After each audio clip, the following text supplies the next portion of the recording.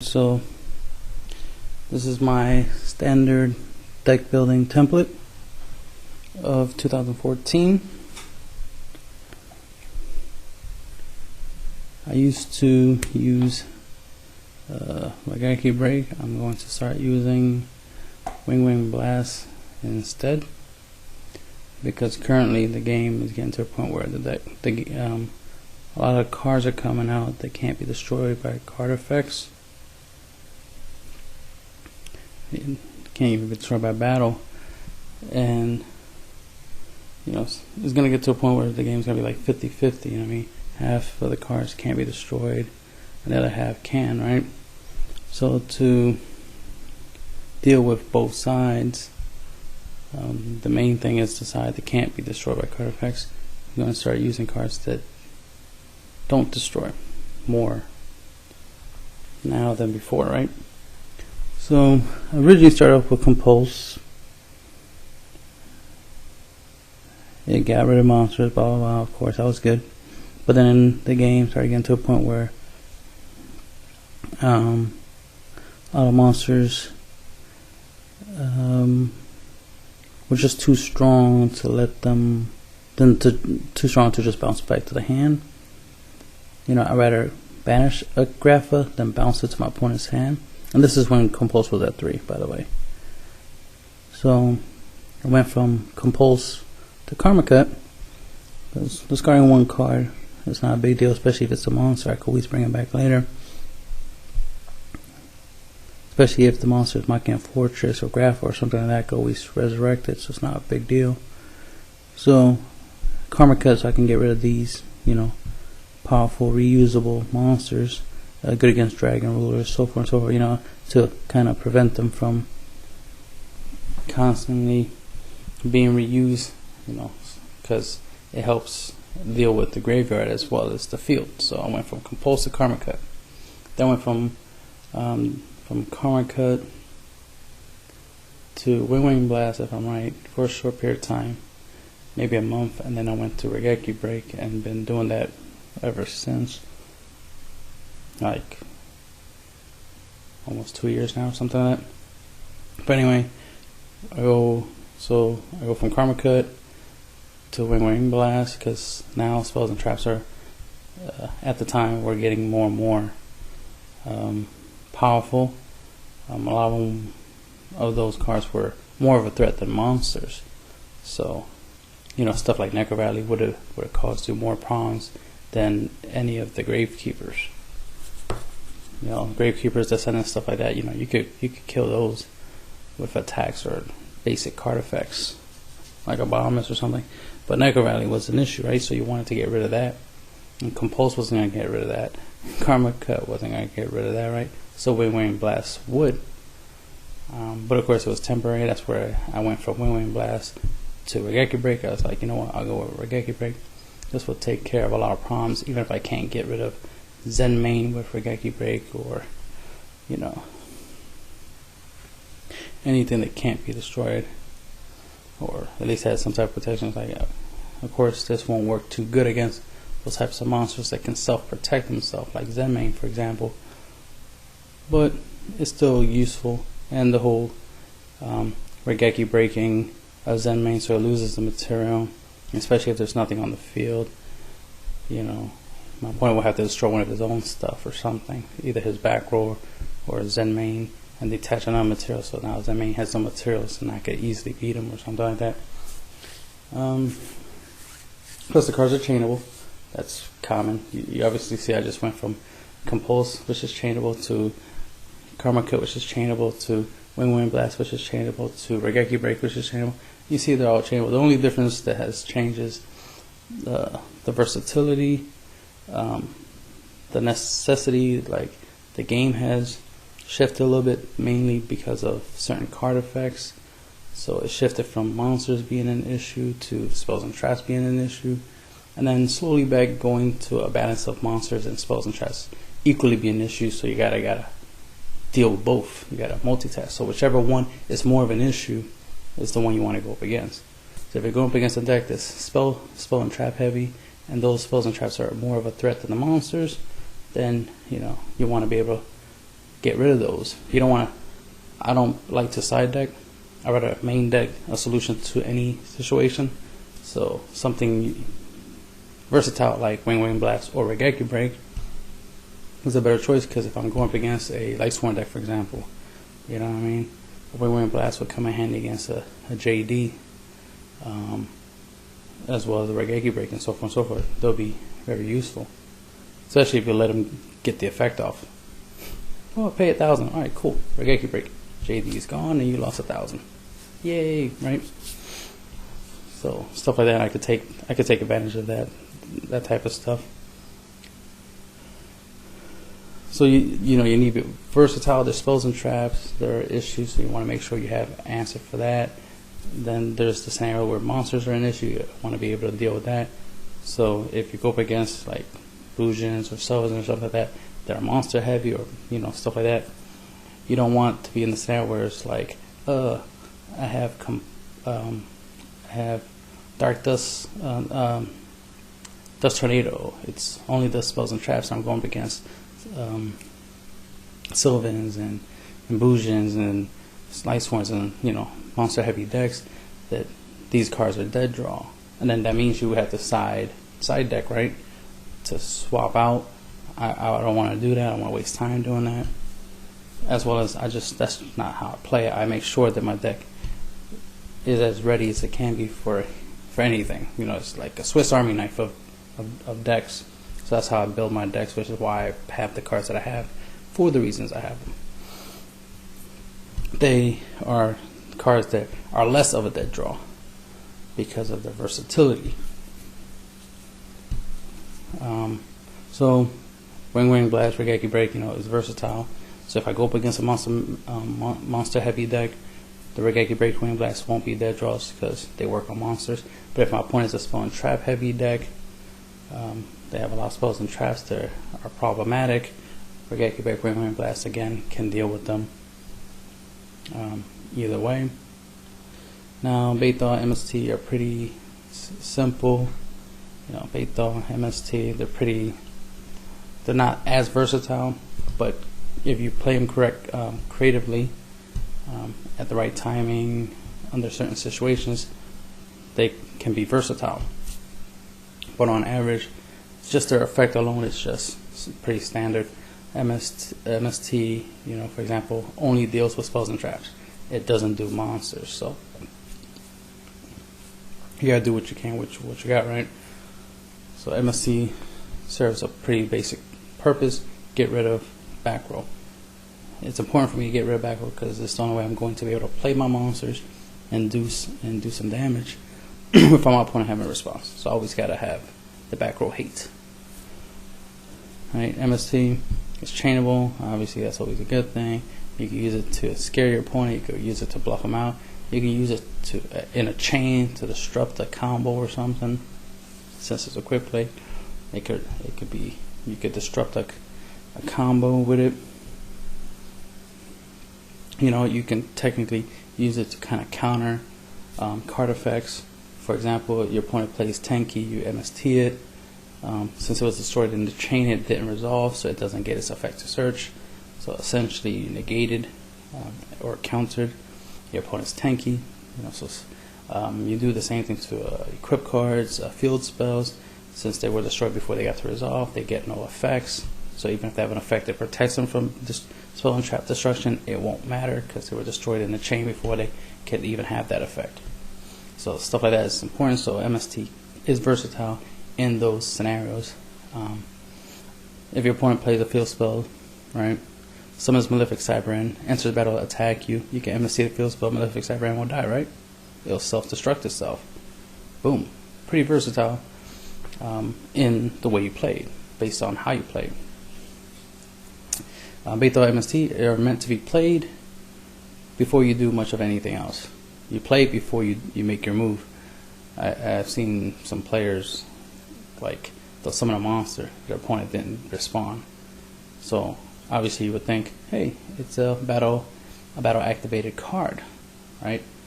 So instead of MSTing it before they enter battle, they declare an attack, they'll attack, and then they run into a Mirror Force, and obviously MST ain't gonna do shit against a Mirror Force. I've seen some people who actually try to negate Mirror Force with MST. That's funny. But anyways, like MST is meant to be used. If your opponent only has one face down card, MST. Even if your opponent has two face down cards and you're going to summon one monster to go for game, MST. You know, make the best guess, your best guess on getting rid of stuff. One, you should be paying attention to what your opponent's doing, period. If your opponent set any card in their back row, you're supposed to know which ones they set in which order. Have that memorized. That's important as a duelist. The ability to read, the ability to calculate, do math, the ability to comprehend. You got to be able to understand these card effects and how they interact. Obviously, do your research, your rulings and stuff like that. Your play testing. You got to have experience. Yeah, you got to practice. Practice makes perfect, right? You can't just pick up a deck and just magically know how to play it. You got to actually test it out, make sure it works, and you know all the ins and outs. And also, you got to make sure you remember stuff. It's important to remember things. Like if your opponent just set a trap or not. If they had no cards on their field when their turn started and they set a card, then you do something and then they react and activate that face down card. You got to remember that. You got to pay attention to that, because if you don't, you'll be in the scenario where it's like, I don't know if he had it on the field or not, and then your opponent can lie. There's a lot of liars and cheaters out there, and it's sad that people would lie and would cheat in this game. And we could use the term children's card game to make it even more insulting. It's like, why would you cheat at a children's card game? You should feel bad about yourself, right? You should feel less than a man/woman, right, for cheating at a children's card game or lying in a children's card game. But anyway, so MST played right can do some versatile stuff. Beito, very powerful. I can probably talk for hours about the powerfulness of Beito, but Beito will help you activate face down cards prematurely, before your opponent really wanted to play them. You can Beito their face down Phoenix Chain, and they have to target their own attack position monster. That has an effect, of course. It's good for activating stuff like Skill Drain, Vanity Empty, and stuff like that. Skill Drain definitely good because they lose 1,000 life points. And now, since if Skill Drain is on the field, you can play around it. Or if you have Beito and MST and the card is face down, I recommend obviously Beitoing first, because if it is Skill Drain, well, you want it to be activated so your opponent loses 1,000, and then you can MST it. So that way it's not on the field, so you can get your monster effects. You know what I mean? You don't want to summon a monster and then they Skill Drain it. You know what I mean? And just in general, it's, if a card is face down, Beito it. If it's face up, of course, you can MST it. Save your MST for face up. But if there is no face up, use MST on the face down. But a rule of thumb is I Beito face downs, MST face ups, or end phase MST blindly, or whatever you want to call it, right? Beito is great if you set a trap and wait a turn, wait until it's your turn again, and then play Beito. And if your opponent doesn't respond, like doesn't negate Beito, then that will allow you to activate, force activate one of your face down traps. The opponent can't respond to the trap because the trap now becomes part of Beito's effect, and it resolves with Beito. And the last thing that happens is Beito goes back in the deck. So they can't respond to the trap you activated. So if you, for example, let's say they had you set Call the Haunted, you have like Blue Eyes in the Grave or something like that. You ended your turn. Let's say in your opponent's turn, he sets down a card, activates like, what's that? I'm just trying to think of something he could activate that probably would prevent you from playing Call Haunted that turn. No, let's say he went first, right? He went first. He summoned the trap trick Marmero, and got Boundless, and then set Boundless and ended their turn. So then it's your turn. Right, it's your turn. You draw. You got bait dog, call haunted, and a monster. And let's say you also have Wing Blast and Blue Eyes, and the monster was Blue Eyes, and some other cards. But let's just go with you set Call of Haunted, you set Wing Blast, you have Blue Eyes in your hand, of course, and you have Beto. You're in your turn. Your opponent's turn. Let's say opponent summons a monster, a 4-star. You allow it, right? You wait to see what he's gonna do. He overlays to make a XYZ. You know what I mean? It's like, let's say hypothetically he makes a Utopia. It's like, alright, cool. Oh, he enters the battle, he plans to attack you. You Wing Blast, send Utopia back to its extra deck, discarding the Blue Eyes, right? Now, of course, it would be a bad idea to call Haunted during that turn because his bottomless is live, right? The bottomless is live, he'll just bottomless your Blue Eyes, so you don't want to do that yet. So he ends his turn because he already used up his normal summon, blah, blah, blah. He ends his turn, and let's say all he has is bottomless. Alright, your turn. Boom, you draw. Alright, you have these cards in your hand. You have Beto in your hand, is one of the cards, and you have your Call Haunted face down. Obviously, you're not going to play your Call Haunted because he'll just bottomless your Blue Eyes. And let's pretend he has 3,000 left, so you can go for game. So instead of playing activating Call Haunted, play Beto. So you play Beto, targeting your Call the Haunted. Now this is hypothetical. You could say, why don't you just Beto the bottomless? Yeah, you can. I'm just trying to show an example. You know, you target your Call the Haunted, activate it. You know, activate your Call the Haunted by Beto's effect. Bring back Blue Eyes, call Beto, go back to the deck, shuffle the good stuff. And then there you go, you have Blue Eyes. And you can't respond to Call Haunted because Call Haunted's effect, as well as the monster summon, happened at the same time as Beto resolved. The last thing to happen was Beto going back into the deck. Because the trap that Beto activates, force activates, has to resolve, like has to do its full effect, which is, for example, Call Haunted is to resurrect the monster. Then the last thing to happen is Beto goes back in the deck because it finished doing its job. Shuffle the deck, and there you go. So Call Haunted, bottomless can't be activated. Torrential, so forth, stuff like that. Can't be activated. But a better example of this is your opponent has Shien on the field, or Barkion, or Stardust Assault mode, right? Kev and Quasar. Have any one of those 4 powerful spell and trap negating monsters, right? Well, Barkion only does traps. You get the idea, right? And you have a Regeki Break and a card in your hand and a Beto. Well, obviously, if you activate Regeki Break, whichever one of these monsters they have, they'll just negate it, right? They'll just negate it. So there's no point in doing that. I've actually done this, and it's worked out so far. No one's caught on to the trick, but I will set the Regeki Break end my turn and take a hit. Now, with Quasar is slightly different. Quasar, if he hits you, he's going to hit you twice, and you're going to lose. So, not much you can do against Quasar. You're going to have to get lucky. You might have set up a scenario where you're able to, maybe you have Marshmallow or something. He can't, get over Marshmallow, so now you can do the whole Regeki Break trick. But if you're wide open, you're just taking the hit. Same goes for Shannon and stuff like that. But let's say you have no monsters, no way of defending, no way of taking down the monsters other than Wing Blast, Karma Cut, or even a Compulse or a Regeki Break, right? So either way, whichever card you have, you set it, you take the hit, hopefully you live, you survive, then it'll be your turn, then you Beto, targeting your Wing Blast, Compulse, Regeki Break, whatever it is, even a Breakthrough Skill, whatever card you have that's trap related, that is a trap that you want to be able to activate, but without your opponent being able to negate it.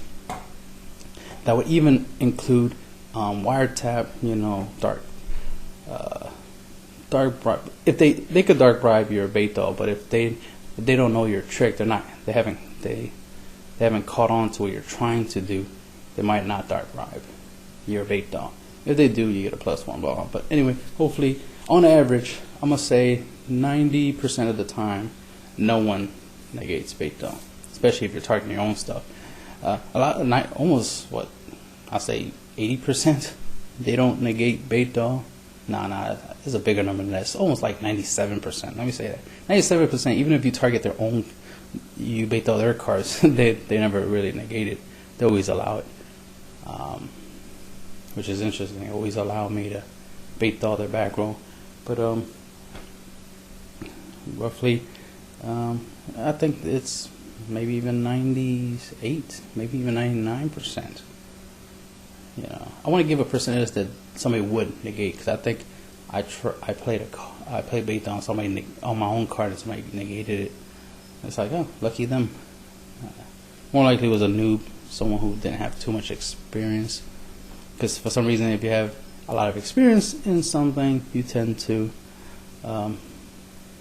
not do some basic amateur stuff like negate a spell card. Oh, my opponent plays a spell card, I'll just counter it automatically without even knowing what it does or what he's trying to do with it. Just automatically counter it because I have a magic jammer or something. That's the average noob would do. The average amateur, a so-called pro, like bait down, I don't know what it is. It's not a big deal. It's not dark hole. I don't care. You know what I mean? Something. It's not heavy storm. I don't care. I'm not going to negate something I don't even know, unless it's something that I know and it's meta or something. I'm not going to negate it. And it's like, well, you just fucked yourself over. You lost. Should have paid attention to what I was doing.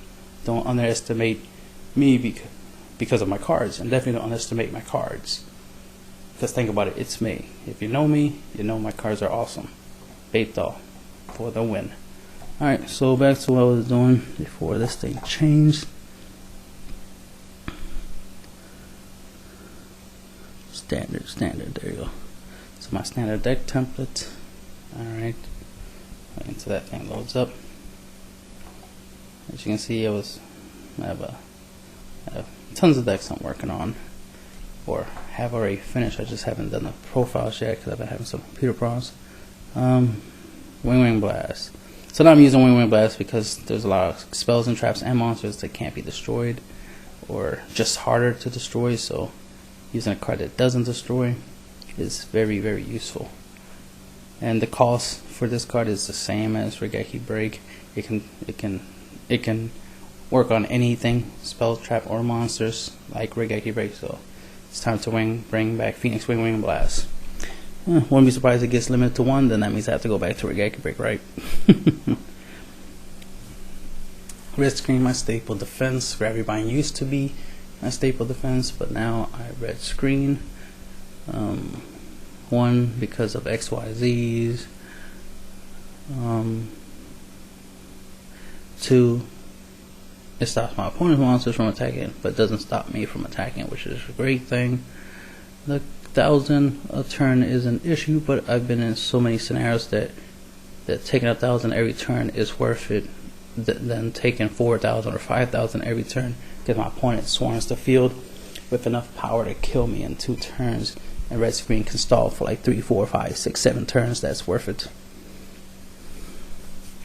Call the Haunted. Just because you gotta be reborn, right? Reborn! Plus it comes in handy. Reborning a monster during my opponent's turn is very useful. Especially if it's something like Stardust. I can use Stardust, tribute himself for his effect, then call the Haunted so I can have him back on the field in case I need his effect again. And if my opponent plays something else that destroys, I'll negate it. So that's 2 negations in 1 turn. And then during the end phase, I'll come back, as an example. Plus Call the Haunted comes in handy in activating certain monsters' effects. There's a lot of monsters nowadays that get their effects when they're destroyed by a card effect, not just by battle. So Call the Haunted comes in handy for triggering those effects. Some monsters, when they're special summoned, they get their effects. So Call the Haunted comes in handy. Especially some monsters only get their effects when they're special during your opponent's turn, like artifacts, for example. So Call the Haunted comes in handy since it does summon during my opponent's turn. Soul Charge is good, but Soul Charge won't activate artifacts. So that's why I would choose Call the Haunted over Soul Charge when it comes to artifacts, for example.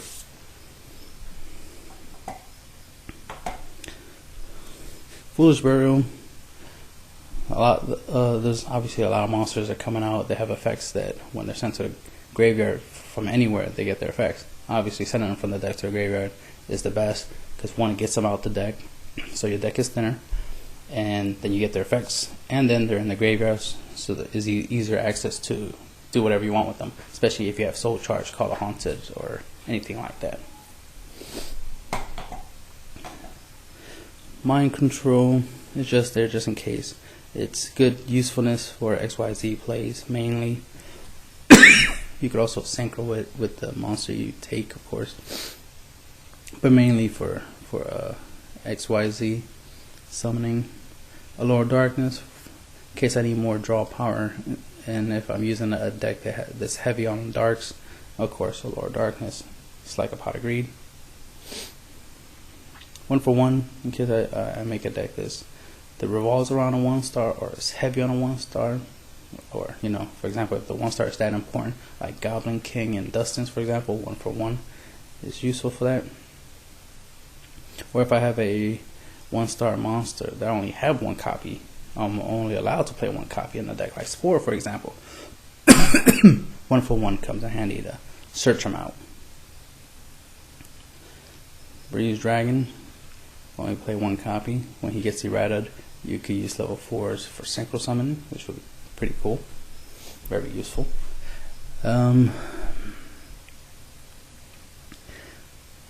Obviously, it's just pretty good, you know, for going into Black Rose and stuff like that. A pretty good monster substitute for Heavy Storm or Dark Hole, whichever way you want to look at it, because Black Rose fucks everything right.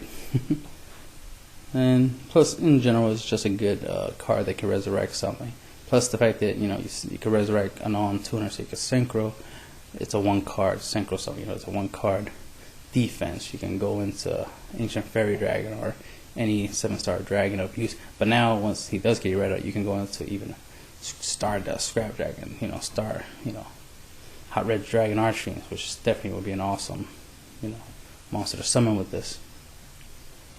So he'll just get better and better with more and more dragons. Won't be surprised he gets banned eventually. Hope not, but he might. Construction Train Signal Red, love this thing. In decks that I don't use Battle Fader, this is typically used unless I'm not using Hand Trap Defense at all. But this is a great monster because it's a level 3. Can't die by battle, so that's very, very useful. It can be used to protect, save a monster that I don't want to die. So it's great in many ways. Plus it's 3, so you can XYZ, you can synchro with it with a 4-star, 3-star, whatever. Go into YUGIOH or Dark Strife or Black Rose or whatever you want. Axe of Fools. Since there's a monster that's becoming a threat, and just for preparation against not just him but almost a lot of other stuff, even monsters that just can't be destroyed by battle or card effects, I'm toying with the idea of Axe of Fools. I've used it in a couple of deck profiles before because it's just that awesome, but I wouldn't be surprised if it ends up becoming a staple. Wouldn't be surprised if I end up playing Axe of Fools instead of Soul Charge, depending on what decks I'm building. But I wouldn't be surprised I take out Soul Charge and play that, especially if Soul Charge gets hit like semi-limited to 2. It's like, alright, no more Soul Charge. I only like playing 3 copies of a good card. Once it gets limited or semi-limited, I start looking elsewhere. So Axe of Fool might replace Soul Charge if that ever gets to that point, or I might just throw it in with Soul Charge and have even more power. But anyway, Axe of Fools, as opposed to using, cause I was thinking of using Forbidden Chalice, because it gives a 400 boost but also negates the monster effect, and it's a quick play, so it could be used like a breakthrough skill or Venus Chain, whichever way you want to look at it. You know, opponent summons something, oh, negated. Yeah, you get 400 extra boost, but your effect is negated, so you're not doing nothing. Like a 1400 Torghast, it's not much of a threat, right? Especially if it's only for a turn. But it's a good card. Not saying that Chalice is bad. You want to play Chalice, go right ahead. It'll be useful because it come in handy in negating certain monsters effects that makes it that they can't be destroyed, or if they are destroyed, they get enough, a powerful effect off. So this would be a good card to, Forbidden Chalice would be a good card to deal with something like that, because it's a quick play. You could play it during battle or during your turn and stuff like that.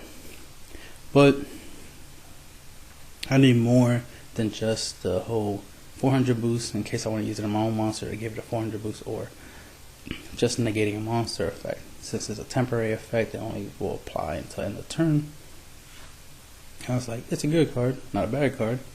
It's just like, I need a little bit more than that. 400 boost is not enough, because if I equip it to my monster, not equip it, but if I target my monster for the effect of the card, I want more than 400 boost. And Rush Recklessly is good. 700 boost is definitely great, but it doesn't do anything else other than that. It's a quick play, gives you 700 boost. That's all. It technically only serves two good purposes. Quick play, so it's chainable, and you can play during your opponent's turn, your turn, whatever.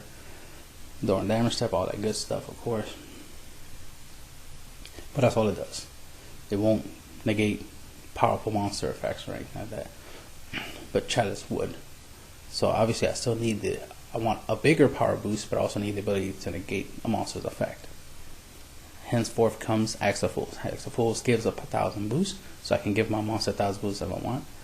And of course the monster loses effect, but that's not an issue. The 1,000 boost is more than enough, especially if I'm going for game or just trying to run something over. Axe of Fools comes in handy for that 1,000 boost. Also, the fact that it negates a monster effect is useful, because then I can equip it to my opponent's monster, and then my opponent's monster won't have an effect, especially if it has an effect that it can't be destroyed. Now, since it can be destroyed, that I could just destroy it with a monster effect or something, or a card or a spell and trap effect. Then the fact that it has one more effect on top of that. It also has the effect that it inflicts 500 damage to the controller of the equipped monster.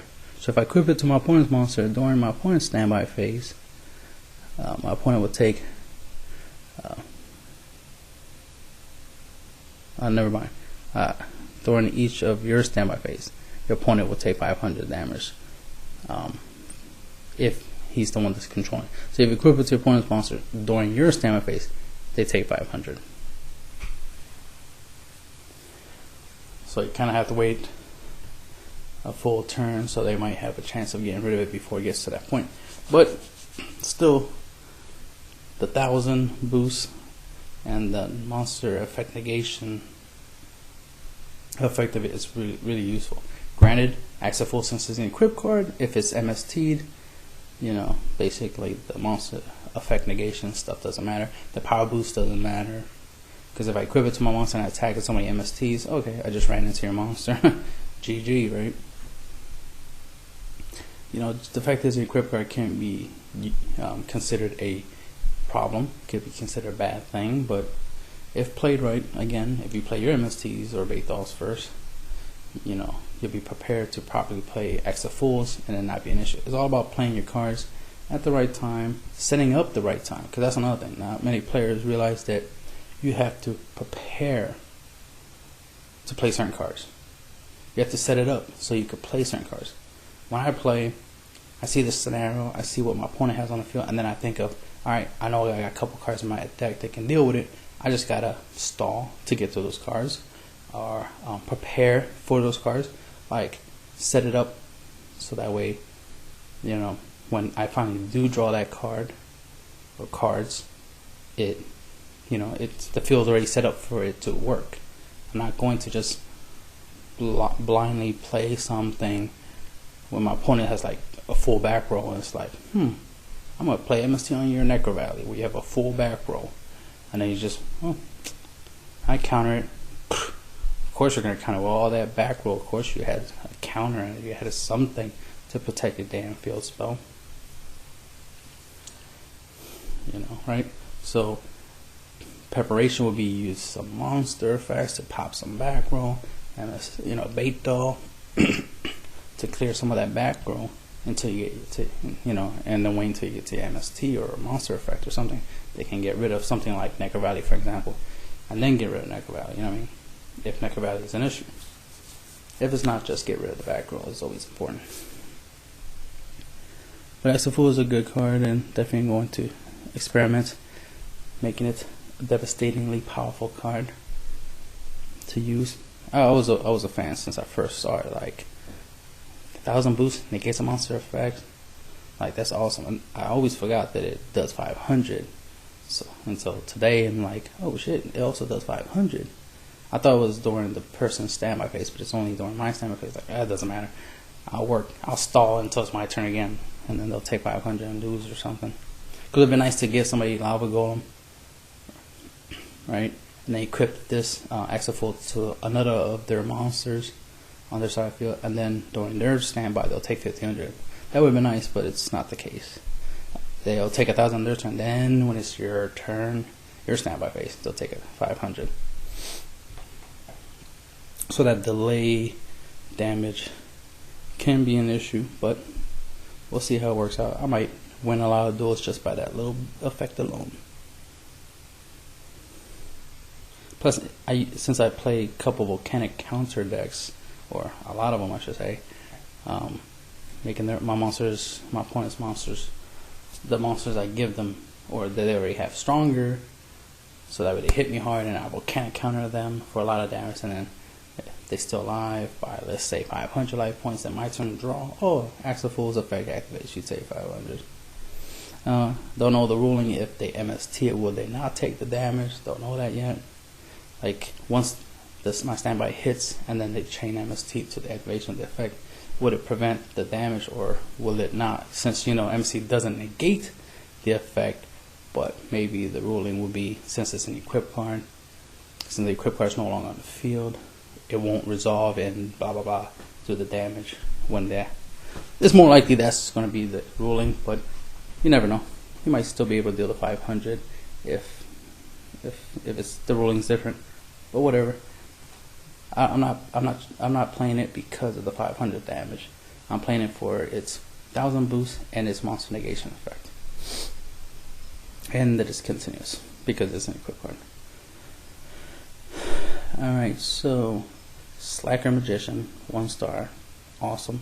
This thing has saved my butt so many times, and she's adorable. That's my little kawaii. And she's awesome. Not much to say about her. Once per turn, can't be destroyed by battle. Awesome. Plus she's 2100 defense, like spellcaster. If she would be targeted by spell, trap, or monster effect that targets her, you can detach and negate and destroy that card. So that's awesome. It's a good way of protecting her from stuff like Snatch, Steal, Lance, Chalice, blah blah blah. Things that could be a problem to her. Compulse, Regeki, Breakaway, Wing Blast, Pleiades, M7, so forth and so forth. You get the idea. It goes on and on. There's a lot of monsters that target.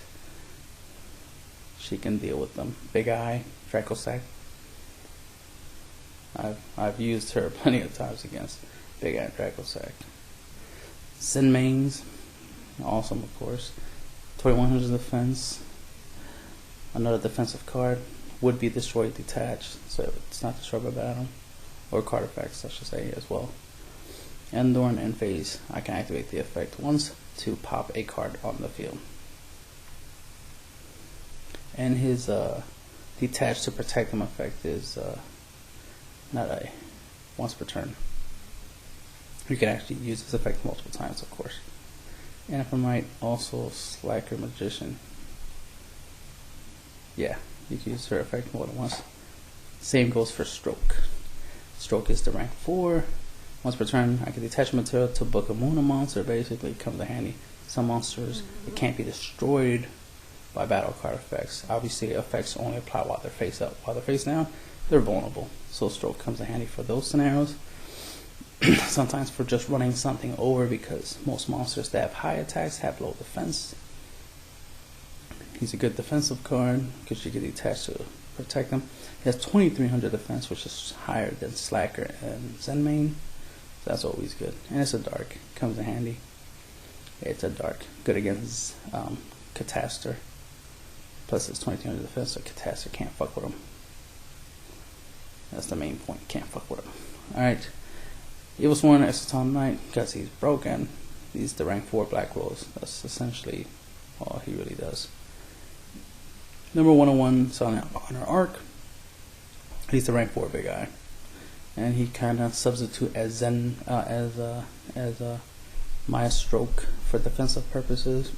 If you don't use his materials to steal something, you could just use his ability to protect himself from destruction by detaching a material.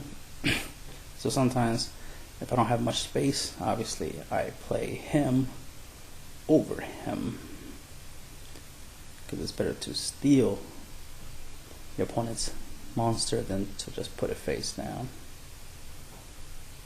or just to stall.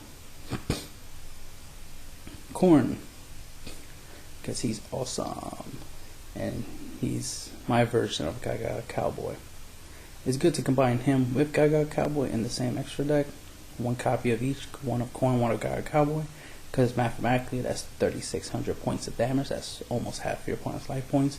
If you use Corn and Gaga Cowboy's effects more than once in a single duel, 3600 points of damage is nothing to laugh about. It's a good thing. Corn comes in handy as a main phase 2 effect. Of course, you try to attack with 2 level 4s, deal some damage, or actually deal some damage. Somehow your opponent manages to get a monster on the field, main phase 2 overlay. Corn, deal an extra 1000, and make sure that you still have field presence. He does not. So that's always awesome.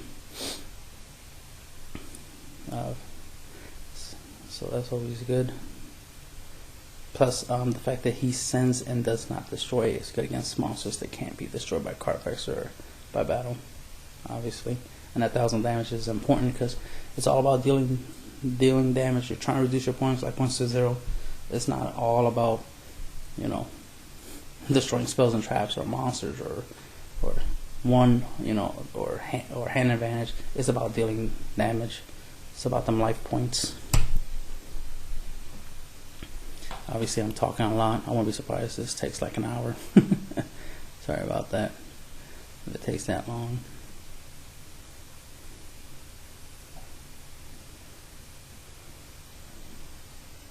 I hate the whole timed out due to inactivity bullshit.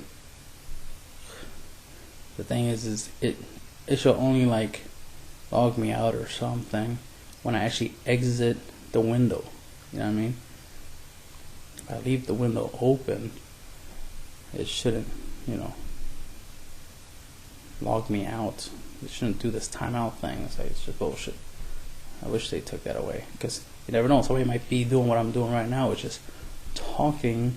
So obviously they're not doing anything on the end directly, but it might be doing what I'm doing, which is screen recording, and that's what I'm doing.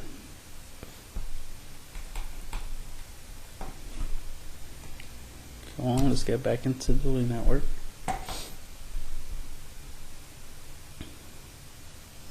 Oh, I think I pressed the wrong one. I think I'm supposed to press leave this page. That's where I went wrong. Duh.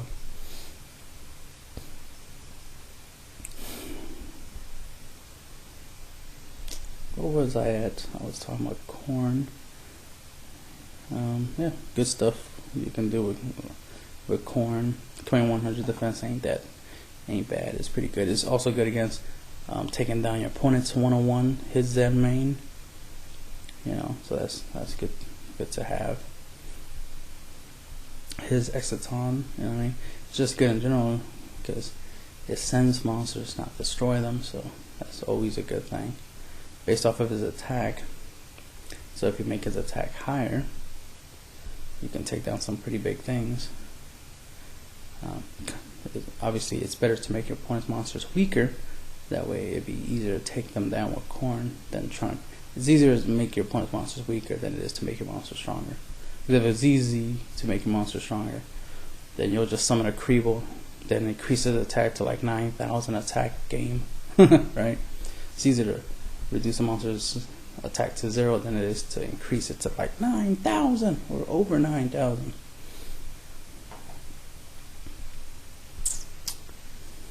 That's the reason why limit removal is limited to 1. Because if you can have 3, just play 2 limit removals on any machine type monster that has 2,000 or higher attack.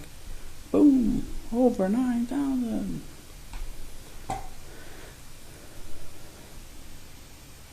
Sorry for the delay. It's the end's fault, not mine. Because apparently I have a lot of information to share.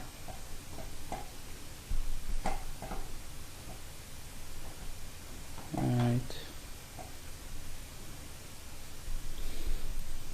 Castile the Avion Sky Blaster. He is the generic rank 4 Chidori. Detach one material, you can book a moon monster, or detach both materials and target one face up card on the field and shuffle that target back into your opponent's deck. Or even your own cards, and shuffle it back into your deck if you want. You can target your own stuff if you want, but it's better to target your opponent's stuff. Again, in effect, it doesn't destroy, plus it doesn't send the card to the grave or monster. It sends it back into the deck, which is a awesome effect. It's definitely where you want your opponent's cards to be, back in the deck. Hopefully he has no search cards to search them back out, and putting it back in the deck is definitely better than putting in the grave or out of play and stuff. Too many cards that touches the grave, that touches the out of play zone. M7, in case I do, in case I create a rank 6, I create rank 6 in a deck. He's my favorite. Pleiades is second favorite. Omega is third favorite when it comes to the Constellar XYZs. But M7 definitely my fave, and he's there because he's awesome. The ability to reuse monsters is awesome.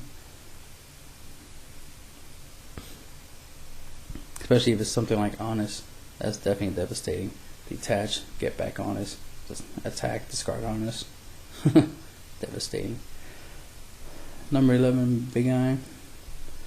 I like Dragosite too, of course, but stationary for me is number 11, Big Eye. Just straight up taking somebody's monster is better than destroying it, because he could always bring it back if I destroy it. I'd rather take my opponent's monster, and then let him waste resources to destroy his monster himself. You know what I mean? If I summon Big Eye, take his monster, then I attack with his monster, and then he's like, Mirror Force. Good. I just wasted your Mirror Force with your monster because I put my Big Eye in defense. I mean, Big Eye has like 2,000 defense, so it's just not that bad of a defense. So that's why I prefer him over Dragosite. Plus I like the artwork, and I like the name, number 11, Big Eye. I like the name, so it's more preferred for me. Plus it's a spellcaster, dark, love that. Flameville Uru Quazus. I'll just call him Uru. Flameville Uru. Generic 6-star. I know Goyo is unbanned at the moment, but he might get rebanned. You never know, and I don't care. I like Goyo, not against him. It's just I don't need his effect as much as I would need Flameville Uru's effect, because there's a lot of monsters again that can't be destroyed by battle. So piercing comes in handy against those monsters. Plus, you got floaters. You know what I mean? You got the hands firing ice and stuff like that, right? You got to deal with. You got more decks have monsters that you set, especially Shaddolls. They have monsters that got flip effects, so you set them. Of course, the main reason for using a 6-star Trampler is because of they're called Ying Zhang or Yang Zing now, but they used to be Cosmic Dragons. It's mainly for the Cosmic Dragons, because most of their monsters have zero defense, So as long as, so if you can catch one of their monsters in defense mode with 0 defense, boom, that's a nice little 2100 to the face. Plus, every time you deal battle damage with this monster, it gets 300 stronger. So 2 attacks can make it a 2700, 3 attacks will make it a 3000, and you get the idea. It could become a 30, 33, 36, 39, 40, you know, so forth and so forth, you know what I mean? 4,000, it could just keep on going. But just off the bat, the fact that it's a 21 piercer, it can deal a little bit of damage, and then it can increase its attack strength. So it make it harder for anyone to run him over is awesome. So that's why he's there. For decks that can make 6. Black Rose, just because he's Black Rose and he goes with the breeze, and just Black Rose, you can make Black Rose and clear the field, get that field advantage. Take away your opponent's field advantage, that's how you get your field advantage. Avenging Knight Pashal, again, because of the piercing and the whole cosmic dragon stuff. He's awesome because he pierced and he has the ability to switch the battle position of your opponent's monsters that are face up, so you can guarantee that you're dealing a lot of damage. He's a 2600, and you wanna make sure your opponent takes that. So switching his monsters' battle position to deal damage is awesome. It's good. It's good against a battle fader, of course. Whether it be a defense, it doesn't matter because it's 0. You can pierce it, deal 26. Good against Marshmallow and the Fool, especially the Fool, because you'll just switch it. It doesn't even matter attack or defense again, but it would switching to attack would be a good idea because if you have other monsters, obviously those other monsters can't pierce. But by switching his monster in attack mode and attacking, that comes in handy, especially if you're in a in a scenario where you're doing a Karakuri thing. Try to do the Karakuri OTK, this comes in handy. But of course Karakuri already can do that effect, but I'm just saying that this as an example. This is a way you can generically have that Karakuri effect, the ability to switch the battle position. But piercing, it already has piercing, so it's already devastating as is. But if your opponent has a big monster with a high attack but a low defense like 0, switch it defense, run it over, deal 26, all the good stuff. Hot Red Dragon Archfiend, great for clearing the field of your opponent's attack position monsters and still being able to attack for 3,000. That's always awesome. There might be a ruling for it, but I wish I could activate his effect, right, to destroy all my opponent's monsters, all attack position monsters on the field, right? Then equip him with Axe of Fool. Alright? So he's a 4,000. Negate his effect where your other monsters can't attack. Summon more monsters and attack, right? That'd be nice. If that worked, then that would be a great combo. Star Eater, the whole summoning can't be negated. It's immune to spells and traps and monster effects when it attacks. It's awesome. Plus it's 3200 beat sticks, so any deck that can make them should make them. Best way to put it, right? If it can make them, it should make them. Ironically, I use Catastor a lot in decks that make level 5, but I notice I don't have them in the extra deck. But Catastor, level 5, awesome. Good against decks that are not dark, which is almost, I'd say 60% of decks out there, right? And that's the end of the video. Hopefully it wasn't too long.